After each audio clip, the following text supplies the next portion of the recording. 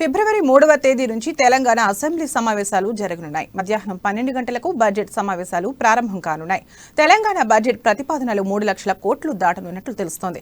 అదే రోజు ఆర్థిక శాఖ మంత్రి హరీష్ రావు సభలో బడ్జెట్ ను ప్రవేశపెట్టనున్నారు. తెలంగాణ రాష్ట్ర బడ్జెట్ 2023-24 ప్రతిపాదనలపై ముఖ్యమంత్రి సమీక్ష నిర్వహించారు. 2023-24 ఆర్థిక సంవత్సరంలో రాష్ట్ర బడ్జెట్ 3 లక్షల కోట్ల వరకు ఉండవచ్చని అంచనా. తుది బడ్జెట్పై కసరత్తు జరుగుతోంది. బడ్జెట్ పదులపై సీఎం కేసీఆర్ వివిధ శాఖల ఉన్నతాధికారులతో చర్చించారు.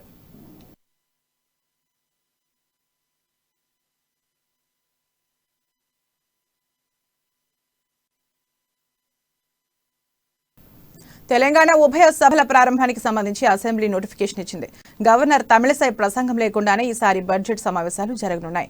శాసనసభ 8వ సెషన్ కొనసాగింపుగా 4వ విడత సమావేశాలంటూ ప్రకటన జారీ చేసింది.